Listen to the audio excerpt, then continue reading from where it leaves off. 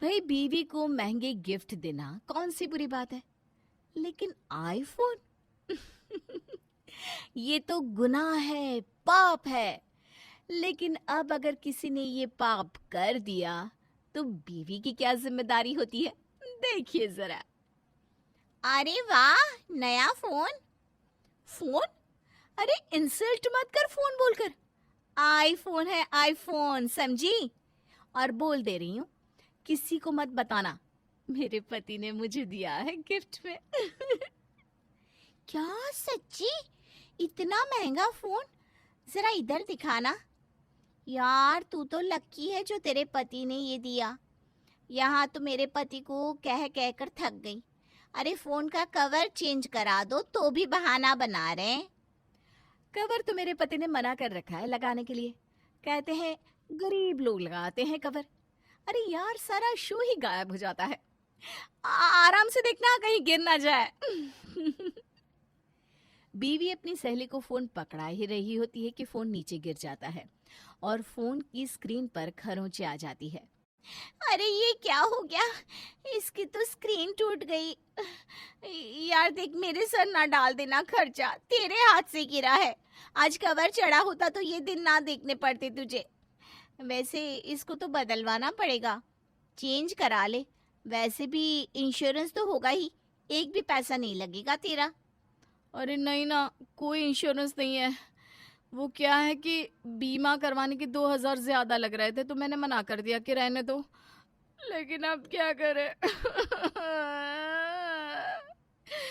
बदलवाने गई तो कम से कम 5,000 लग जाएंगे और घर वालों को पता लग जाएगा कि मैंने नया फोन लिया है। तो क्या तुम इसे ऐसे ही चलाओगी? इसमें तो ठीक से दिख भी नहीं पा रहा। कैसे पता चलेगा किसने कॉल किया, किसने मैसेज? क्या बताऊं, अब तो कोई चारा नहीं रहा, तो किसे ही पता करूंगी कौन है। वैसे कोई बात नहीं, तू परेशान ना हो, पैसे की कमी थोड़ी ना है मेरे पति के पास। अगले दिन बीवी के फोन पर सास का फोन आता है। बीवी को लगता है उसकी माँ का फोन है। हेलो, हाँ माँ, चल कम से कम तू फोन तो करती है, तो उस बूढ़ी की बात तो कर लेती हूँ, नहीं तो समझ ले घुट घुट कर मर जाऊं मैं। वैसे माँ ना, मैं तुम्हें ही फोन करने वाली थी, अच्छा हुआ तुमने खुद ही फोन कर दिया। अच्छा सुनना, तुमने जो मेरी सास को घुटनों का तेल भेजा था ना, वो फिर से भिजवा देना। मेरी सास ने मेरा दिमाग खा रखा है। बहू, वो घुटनों का तेल कहाँ से लाई, कब लाएगी वापस? ऐसा करना माँ, 3 बोतल भिजवा देना। अच्छा, सही जा रही है बहू, तेरे लक्षण तो मुझे पहले ही पता थे, बस विश्वास नहीं था कि तू दिखने में कुछ और बोलने में कुछ और है। सास बोली जा रही थी, लेकिन बहू के कान में तो मानो जूं भी ना रेंग रही हो। और पता है माँ, उस तेल के लिए मेरी सास ने मेरा जीना मुश्किल कर दिया है। रोजाना उसका नाम पूछती रहती है, रोजाना बताती हूँ लेकिन रोज भूल जाती है, इसीलिए बार बार पूछती रहती है। अरे न जाने कब जाएगी और कब मुझे सुकून मिलेगा। अरे वाह बहू वाह, तेरा चेहरा तो अब दिख रहा है, न जाने कैसे खानदान की है ये। अरे मेरे मरने की दुआ मांग रही है। और क्या, अब बूढ़ी हो गई है, उनका दिमाग ना सठिया सा गया है। अगर तुम्हें फोन करके कुछ उल्टा सीधा बोल देना तो दिल पर मत लेना माँ। अच्छा चल रखती हूँ, वो क्या है ना, फोन थोड़ा खराब हो गया है, कभी आवाज आती है कभी नहीं आती।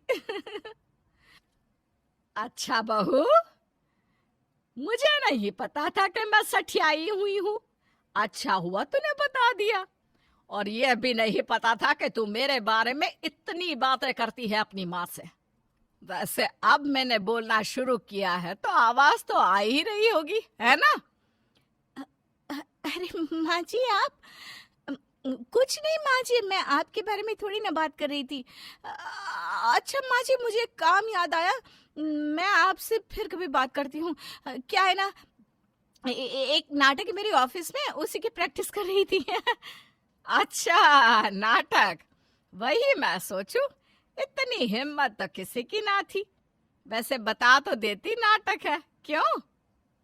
सास फोन रख देती है, लेकिन फोन रखने के बाद हाँ, आज तो बाल बाल बची। टूटे फोन की स्क्रीन से कुछ पता ही नहीं चल पा रहा है किसका फोन है। शाम को बीवी बाजार जाती है और साड़ी में कुछ फोटो खींचकर अपने पति के बजाय दूध वाले को भेज देती है। मैंने तुमको कुछ फोटो भेजी थी, तुमने अभी तक देखी नहीं। वैसे बहुत ही सेक्सी फोटो थी, लग रहा है ना खो गए होगे तुम तो मेरी खूबसूरती में, क्यों? क्या? कैसी फोटो? कौन सी फोटो? कब भेजी?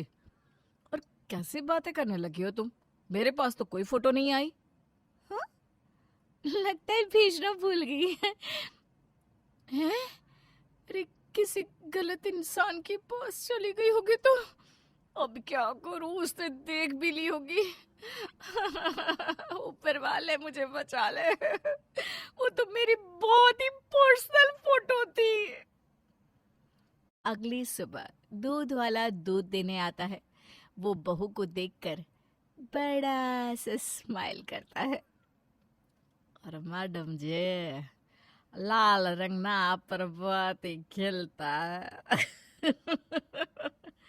वैसे आपके जलवे तो हाय हाय हाय, न रहा जाए न सहा जाए भाभी जी।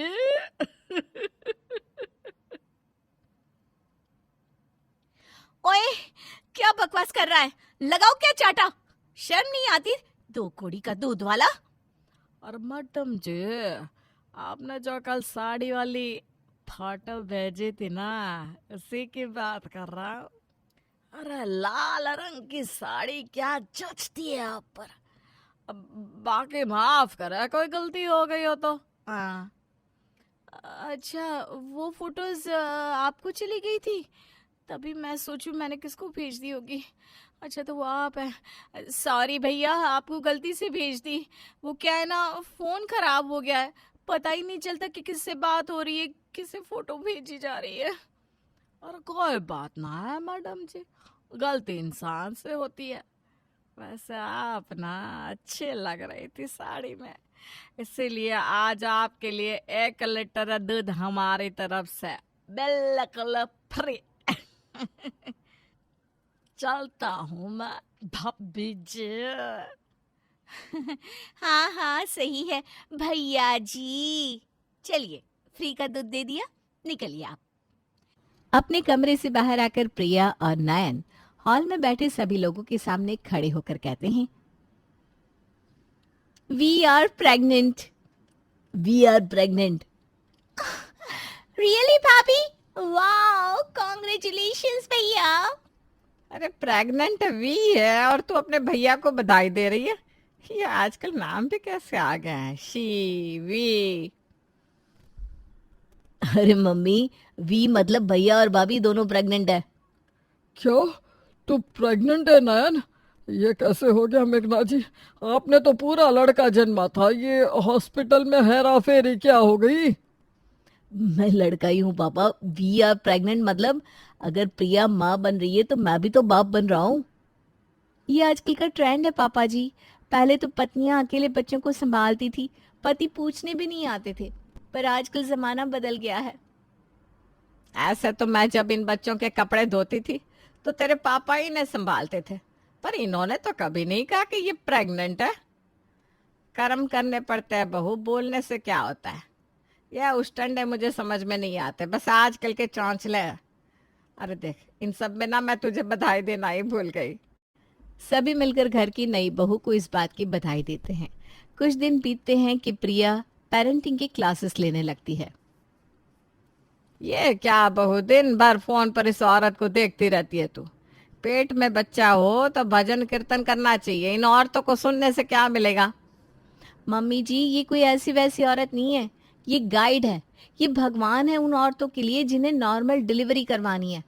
पूरा पैकेज लिया है मैंने, खाने की गाइडेंस से लेकर क्या वर्कआउट करना है सब कुछ बताती है ये नई मम्मियों को बताती है कि जब पेट में बच्चा हो तो क्या खाना चाहिए और क्या नहीं।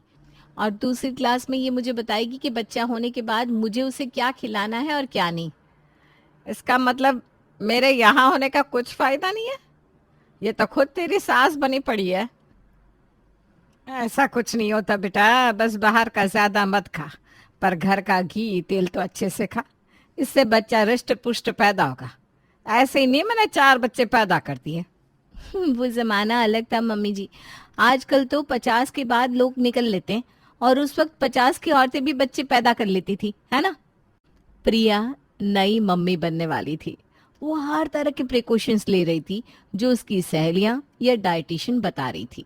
ऐसे में एक दिन पूजा अपने गोद में अपने 2 साल के बेटे को लिए अपने माँ के घर आती है। अरे दीदी, कितने दिनों के बाद आई हो तुम? लाओ मेरी छुटकू को मुझे दो।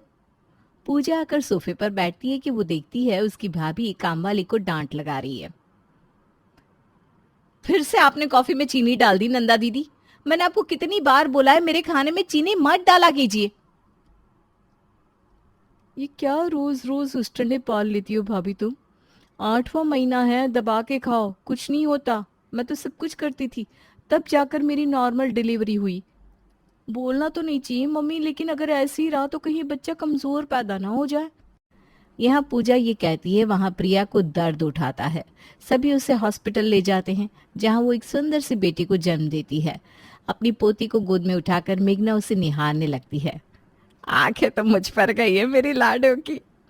मुझे तो दिखाइए, मैं भी तो देखूं। हटे जी, आप नजर लगा देंगे इसे। ये कहकर जैसे ही मेघना अपनी आंखों से काजल निकालकर अपनी पोती को काला टिका लगाने जाती है, प्रिया उन्हें रोक देती है। मम्मी जी, ये क्या कर रही हैं आप? बाबू अभी हुई है, इसे इस तरह आप अपने आंखों का टीका लगाएंगी तो इन्फेक्शन हो सकता है। बच्चों की स्किन ना सेंसिटिव होती है, और पता नहीं ये काजल किस मटेरियल से बना होगा। अरे बेटा, मैंने ये काजल अपने आंखों में लगाया हुआ है, मुझे तो कुछ नहीं हुआ। नहीं नहीं नहीं मम्मी जी, प्लीज आप इसे काजल मत लगाइए। अच्छा बाबा, ठीक है, नहीं लगाती। तभी बहुत सारे बैलून लिए सोहेल दरवाजे से अंदर आता है। ओ बाबू, कितनी छोटी सी है। बिल्कुल पिंक पिंक। अरे मुझे भी दो, चाचू भी तो खेले अपनी लाडो से। सोहेल, पहले तुम जाकर अपने हाथों को सैनिटाइज करके आओ। तुम बैलून लेकर आए हो ना, पता नहीं उस बैलून वाले ने किस किस को छुआ होगा। बाबू भी बहुत छोटी है, अभी तो हुई है, उसे इन्फेक्शन हो सकता है। जब बेटा हाथ धो ले, बहुत ठीक कह रही है।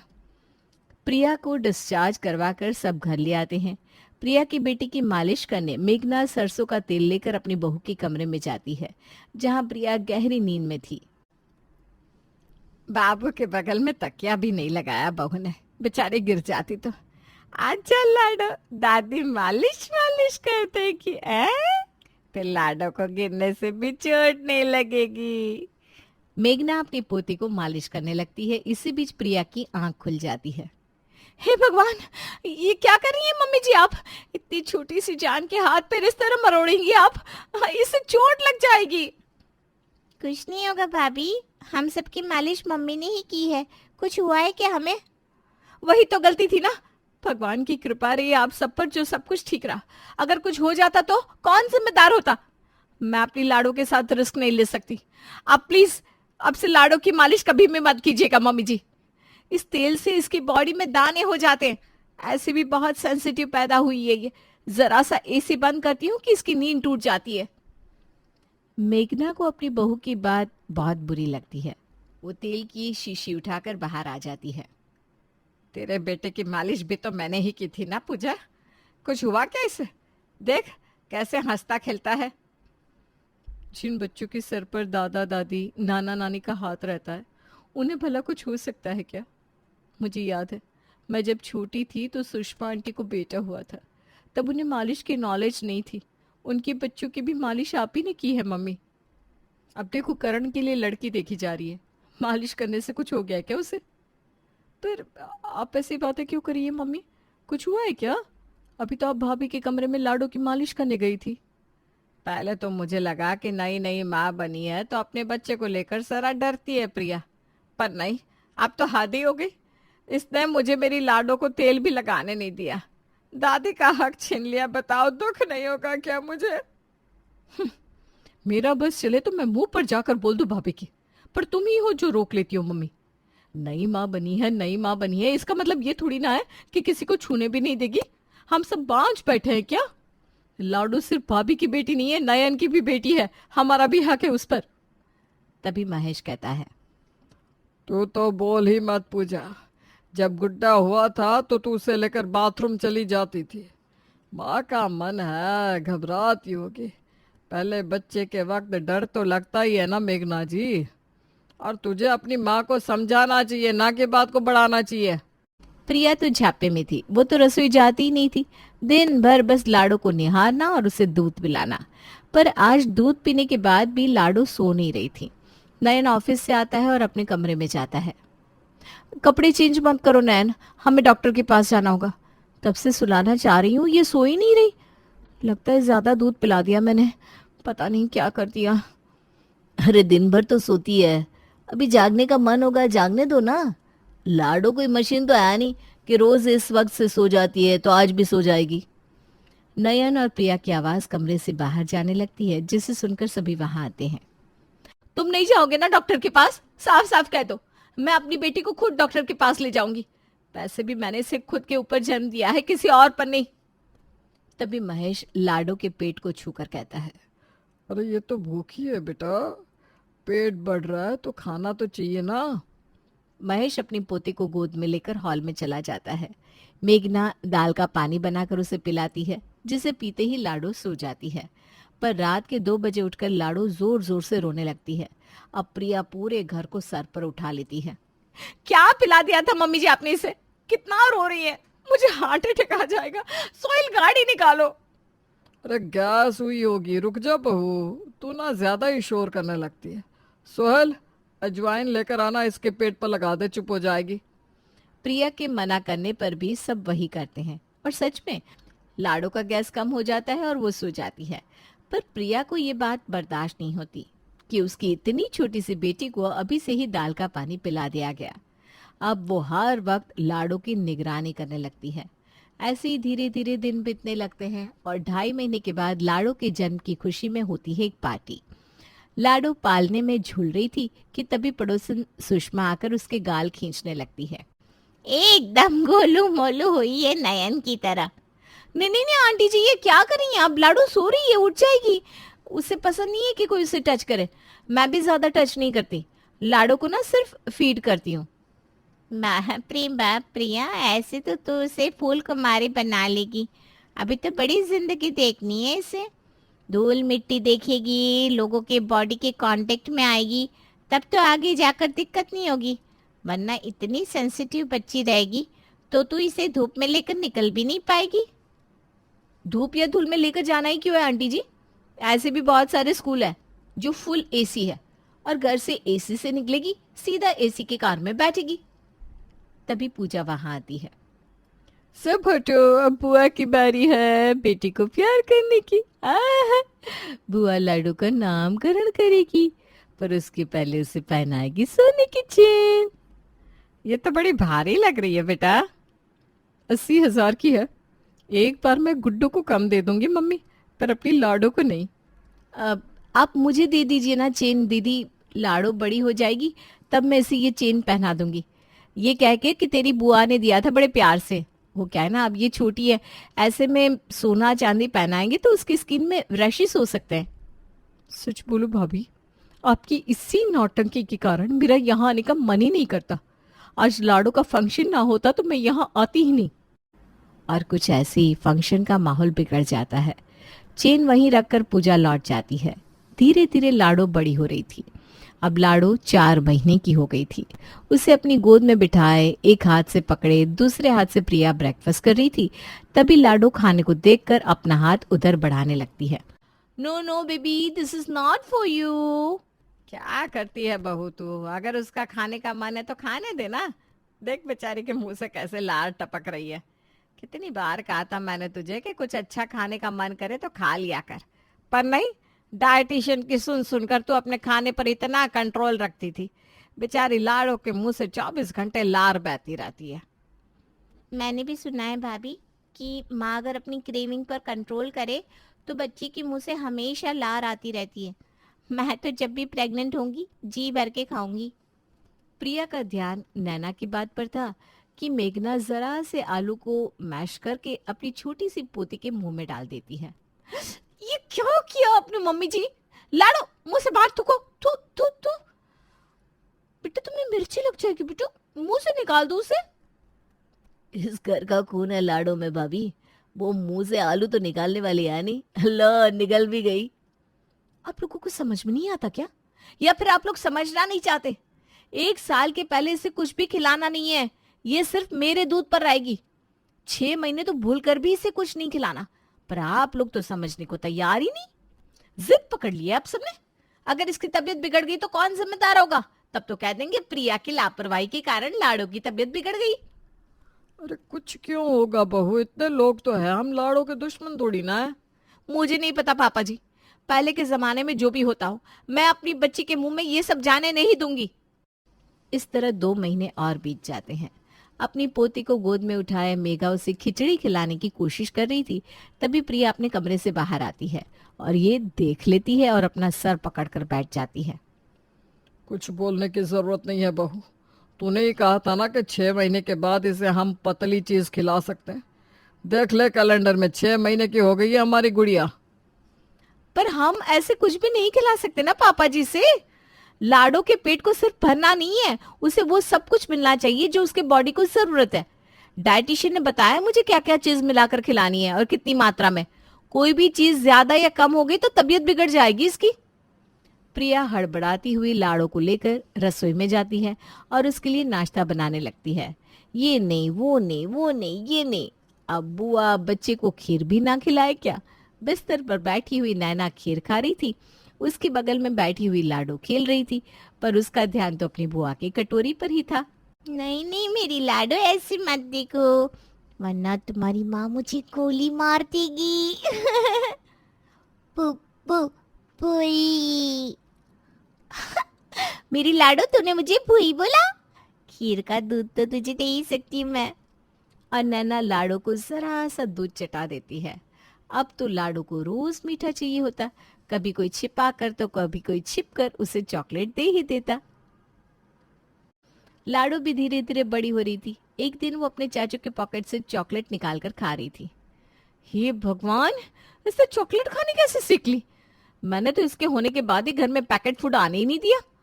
क्या जरूरत थी सोहिल को चॉकलेट लाने की? जब घर में छोटा बच्चा हो तो सभी को कंट्रोल करना पड़ता है, पर नहीं।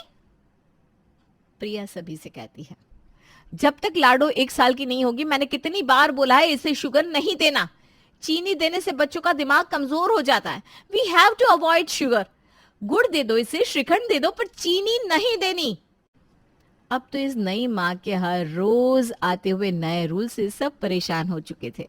कुछ दिनों बाद लाडो पूरे 1 साल की होने वाली थी। उसके दादाजी उसके लिए स्पेशल केक बनवा रहे थे, वो भी चुपके से। ये राजी नहीं होती। मेरी प्रिया के लिए मैं सबसे बेस्ट ड्रेस लेकर आई हूँ मम्मी जी। इस ड्रेस में इसे जरा से भी गर्मी नहीं लगेगी, ना ही इस ड्रेस का कपड़ा इसे चुभेगा। पूरे 8,000 की है। इससे अच्छा सूती कपड़ा पहना देते बहू, बेकार में पैसे लगा रही है तू। और कुछ नहीं, ना बेचारी को चीनी खाने मिलती है, ना घर की पूड़ी कचौड़ी। मुझे तो देख कर ही तरस आता है, ऐसे कैसे सूखी हड्डी हो गई है लाडो। मैंने गेस्ट की लिस्ट तैयार कर ली है मम्मी जी। आपको किसी को बुलाना है तो आप इसमें उसका नाम ऐड कर दीजिएगा, और मेनू क्या रहेगा ये मैं डिसाइड करूंगी। आप कुछ भी मत खाइएगा भाभी, ना ही हम लाडो को खिलाएंगे। पर मेनू गेस्ट के लिए है ना, उन्हें तेल मसाले वाला भुना हुआ खाना खाने दीजिए प्लीज।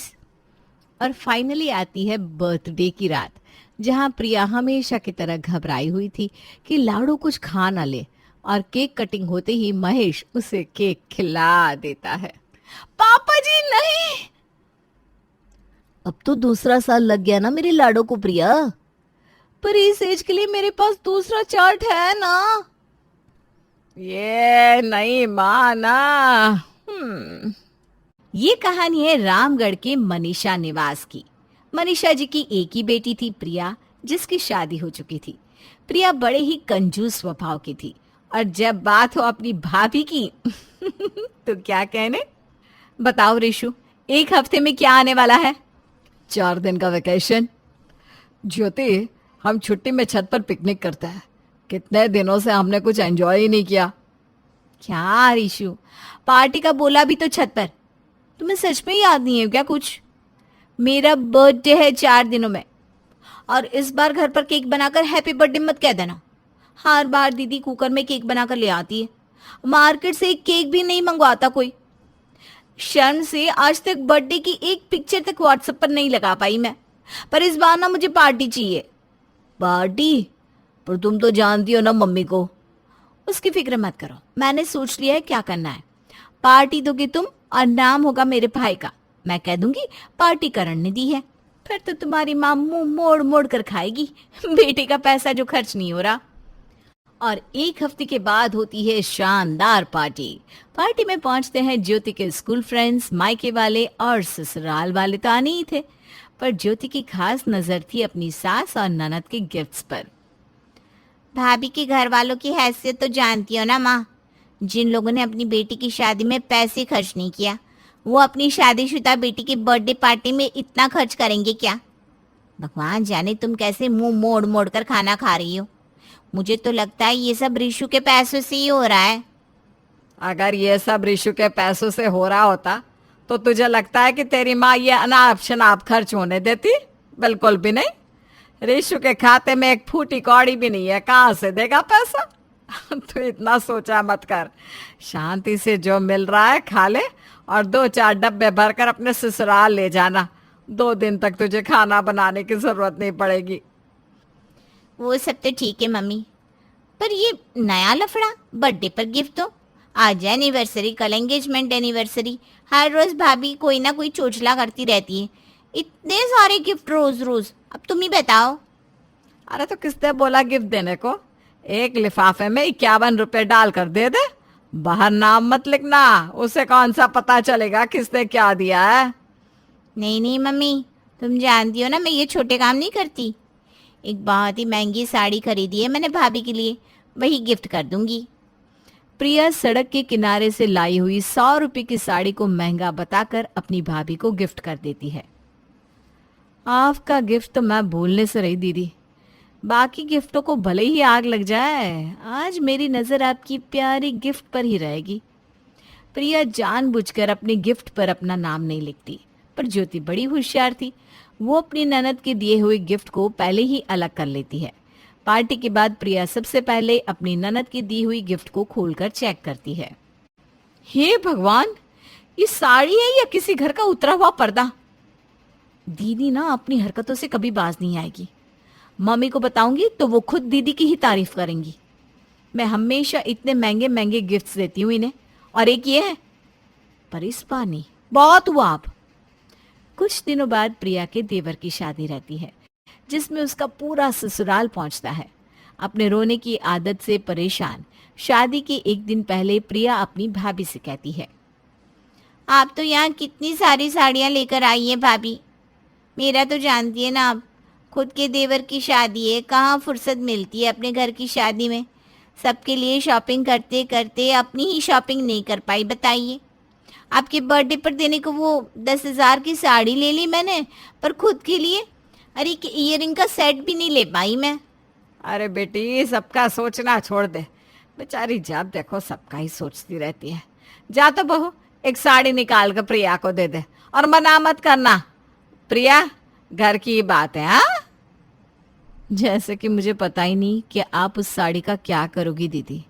हर बार का यही लफड़ा है, एक साड़ी मुझसे मांगना और उसे ना पहनकर संजोकर अलमारी में रख देना। पर मैं भी रैपिंग पेपर में डालकर आपको आपकी ही साड़ी थमा दूंगी दीदी। और ज्योति अपनी ननद की ही दी हुई साड़ी अच्छी तरह पैक कर अपनी ननद को पकड़ा देती है। 10,000 की साड़ी है दीदी, पर घर की शादी है ना, इतना भी खर्च ना किया तो क्या मजा है। अब कल ना इसी साड़ी को पहनिएगा। इसकी साड़ी उसके घर। रात को जब प्रिया अपने कमरे में सोने जाती है, उसकी सास वहां आकर कहती है, तेरे देवर की शादी है बहू, किसी पड़ोसी की नहीं। शादी का एक काम तो कर नहीं रही, जब देखो अपने मायके वालों के पेट में घुसी पड़ी रहती है। सब कुछ मुझे ही करना पड़ा। आने जाने वाले के लिए कपड़े मंगवा लिए मैंने, बस नेहा की साड़ी बाकी है। बाकियों को देने के लिए तो मैंने 10-10 हज़ार की 10 साड़ी ले ली, पर नेहा तो इस घर की बेटी है, उसे तो ऐसी वैसी साड़ी नहीं देंगे ना, आखिर उसके भाई की शादी है। मैंने तुझे जो शादी के खर्च के लिए एक्स्ट्रा पैसे दिए थे, उसमें से तू नेहा के लिए एक अच्छी साड़ी खरीद कर ले आना। मैंने तो उन पैसों की एफडी कर दी, अब क्या होगा? ठीक है मम्मी जी, जैसा आप कहें। और अब आ गया था असली कलेश का दिन।